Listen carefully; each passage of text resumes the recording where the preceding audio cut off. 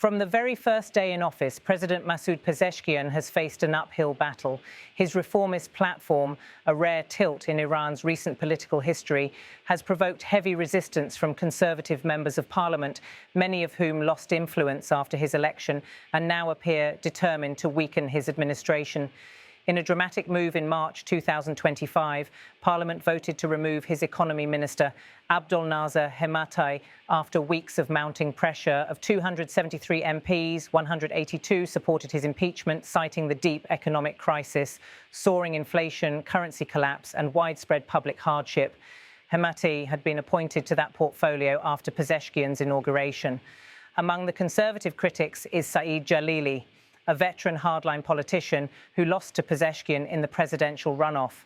He accuses the reformist administration of dangerously naive diplomacy, warning that past agreements and overtures to the West exposed Iran to vulnerability.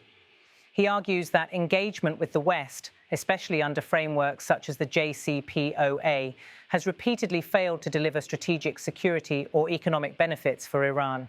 One key formulation of his critique is blunt. You cannot tell people false things. When you have fulfilled all your obligations under the JCPOA and even gone beyond them, and the other side has not honoured his commitments, then you can withdraw from your commitments. Jalili frames his stance as a warning.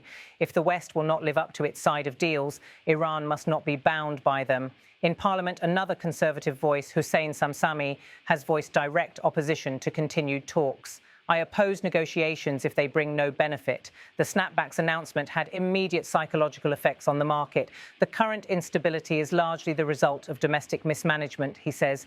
His critique merges systemic economic frustration with distrust of foreign engagement. From the reformist perspective, however, negotiation is not surrender, but a tool.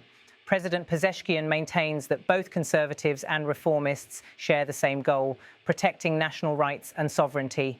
Their real divide is methodological, not fundamental. The reformists argue that diplomacy and engagement can advance Iran's interests if pursued prudently and strategically. This clash over strategy has played out in real political consequences.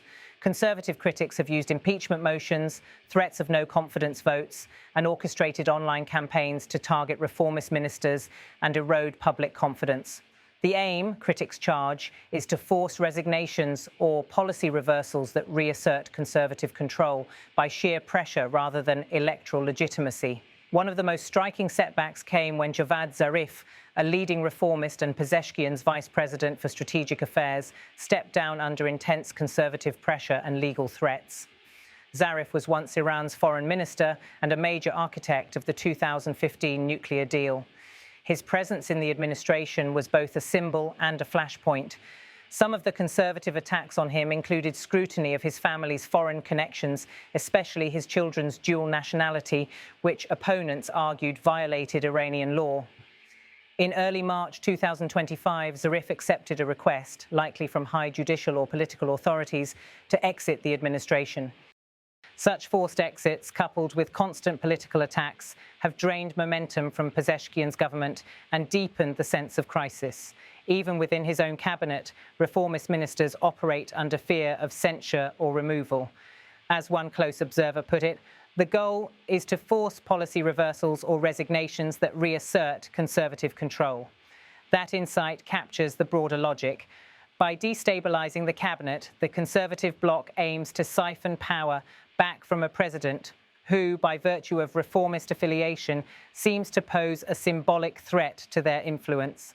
Despite the turbulence, Pezeshkian's survival now hinges on maintaining a delicate balance between expectations of reform and the stark reality of hardline resistance.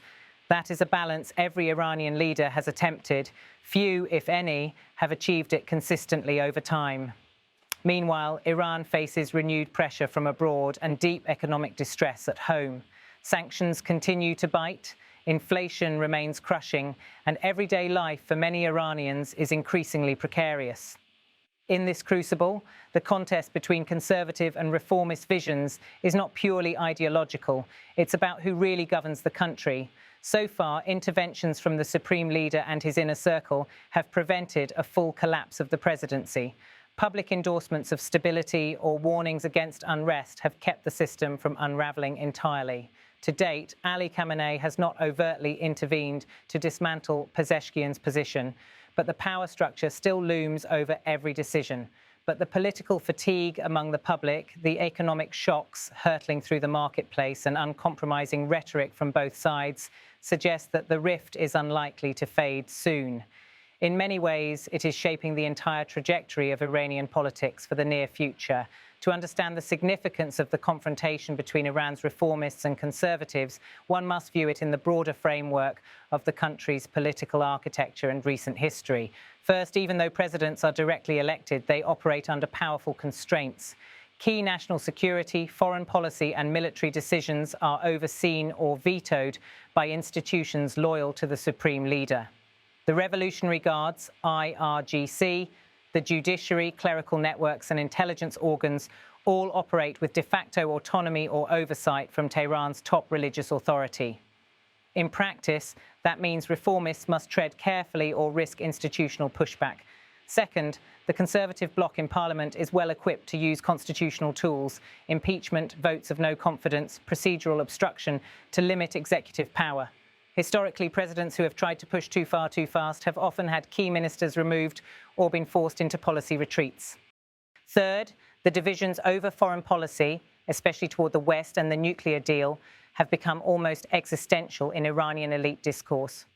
Conservatives view rapprochement with the West as dangerous entanglement.